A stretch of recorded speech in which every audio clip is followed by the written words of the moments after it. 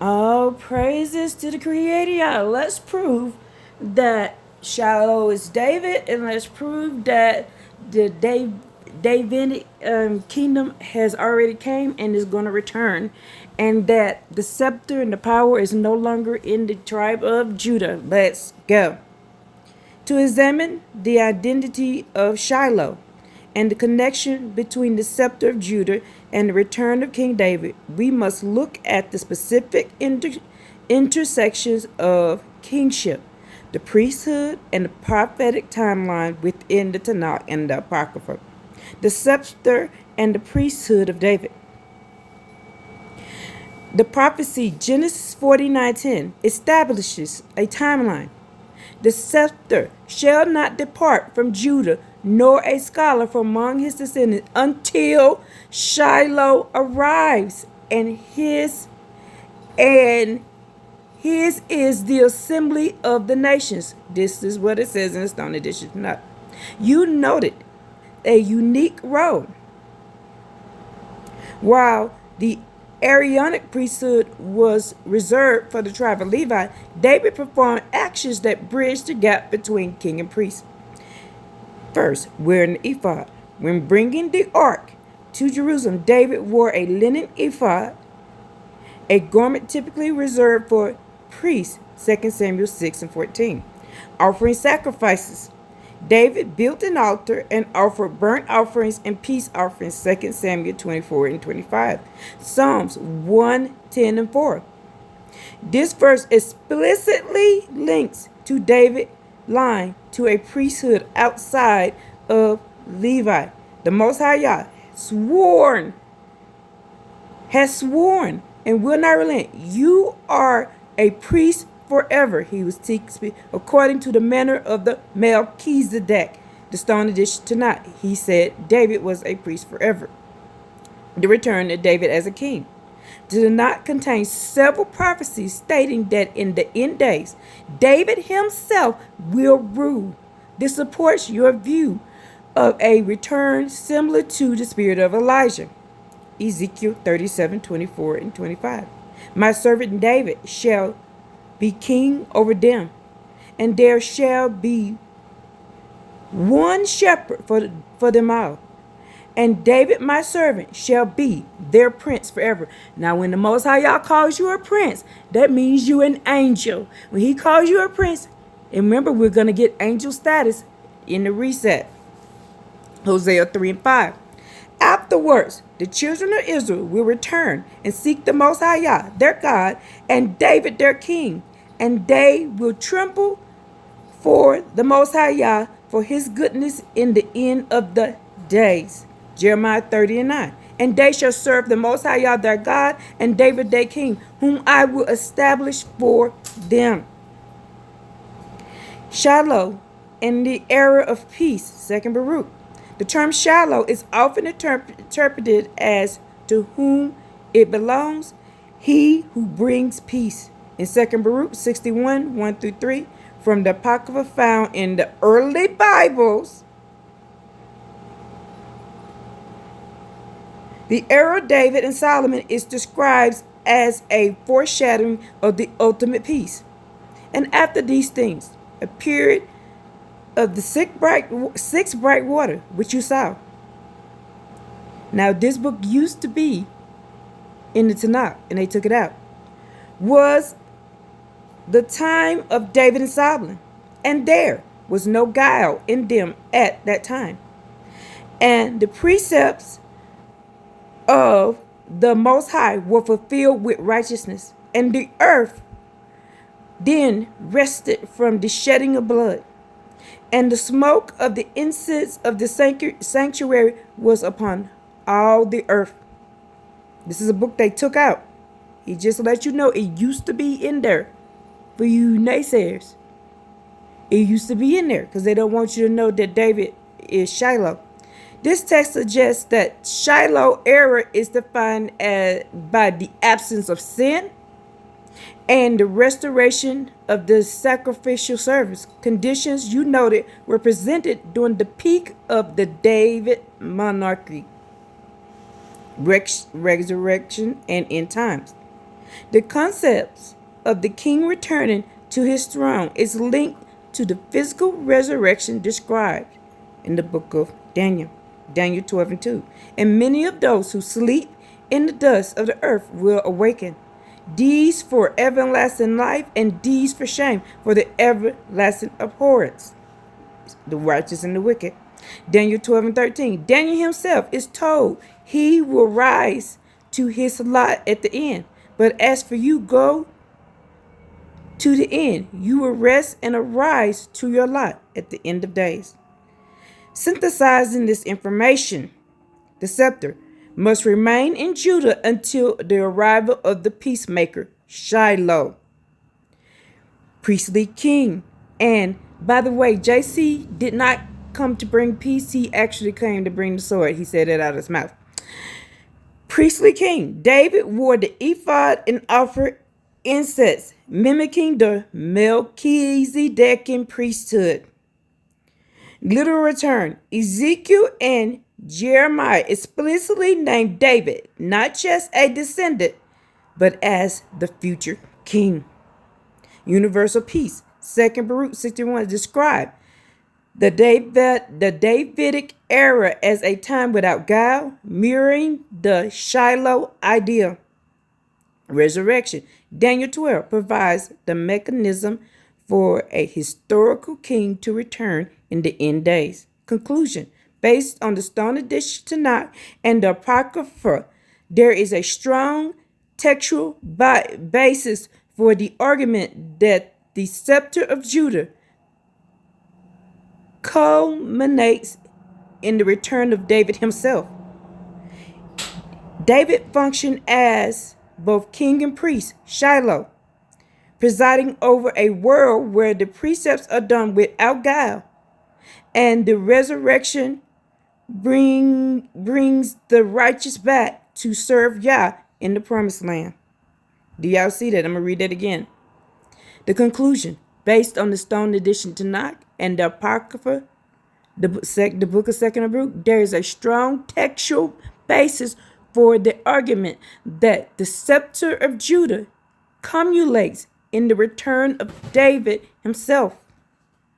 He functions as both king and priest, as the Shiloh, presiding over a world where precepts are done without guile, and the resurrection brings the righteous back to serve Yahweh in the promised land. So what part of this did y'all not understand? I'm going to go back up here. It says until Shiloh shows up. Until. This is a fascinating deep dive into the Masonic architect of the Tanakh. Second Temple, literal.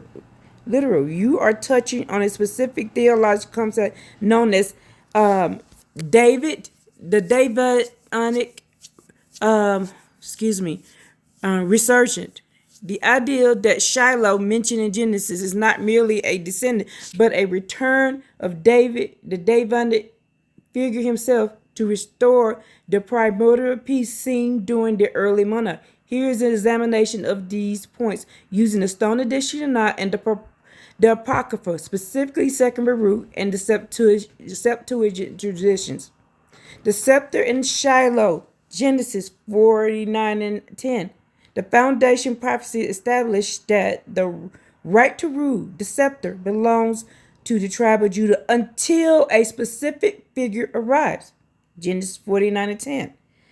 Stone Edition Tanakh. The scepter shall not depart from Judah, nor a scholar from among his descendants until Shiloh arrives, and his will be the homage of the peoples. The priest-king paradox, David and the ephod. You noted that David performed duties usually reserved for the Levites. In the Tanakh, David is uniquely described as wearing the ephod, a priestly garment, and meditating between the Most High Yah and the people, 2 Samuel. And David danced with all his might before the Most High Yah, and David was girded with a linen ephod.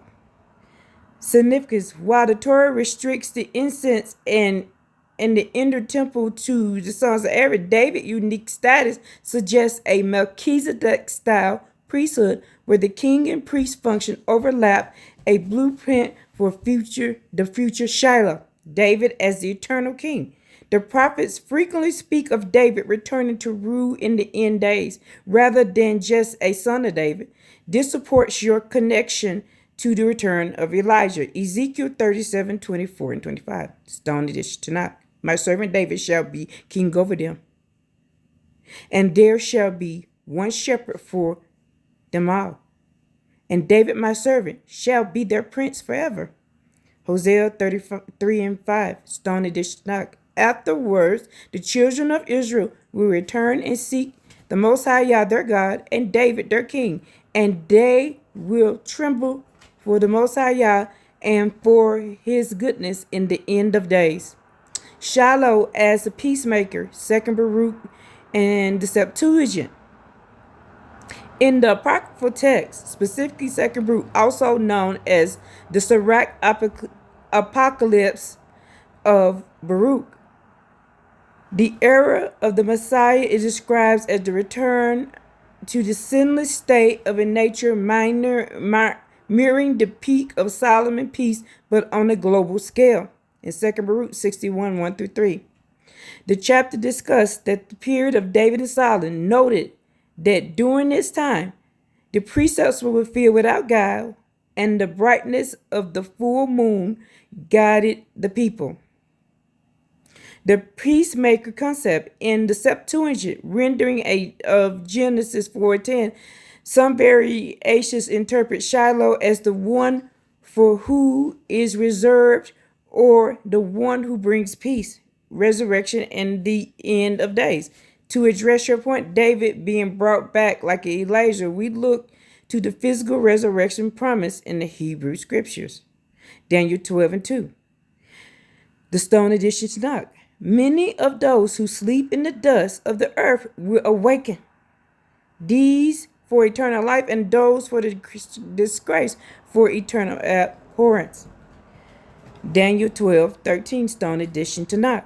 But as for you, go to the end, and you will rest and rise, for you, your lot is at the end of days. Summary of Shiloh David connection. Based on the text provided, and the argument for David's personal return as the Shiloh rests on three pillars.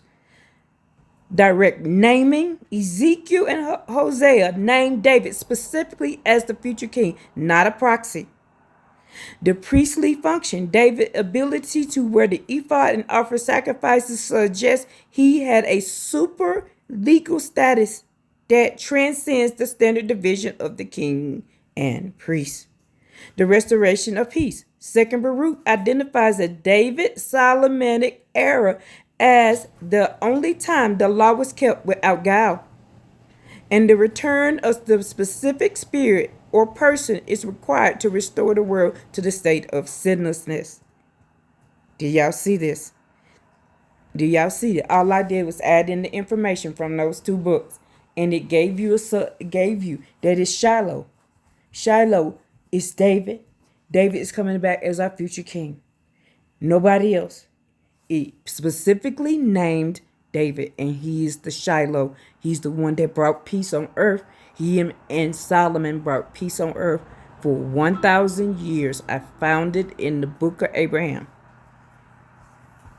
So, now that you see this, let's stop arguing over this and stop thinking there's somebody future coming. David came and he's coming back. The Most High Yah says he's going to resurrect people. He's going to resurrect you. So you saying he's not powerful enough to do that. Y'all are disrespecting the Creator, y'all. And he told David he was going to be a priest forever and the king forever. He told him in two different scriptures. He is coming back. He is not coming back in a new body. He's coming back as his whole old self. What he looked like before and everything. Because it says that you can, in the book of Samuel, was it the book of Samuel? When Saul recognized Samuel. So we're gonna look like he did it, like we did before. The face you got is the face you gonna keep.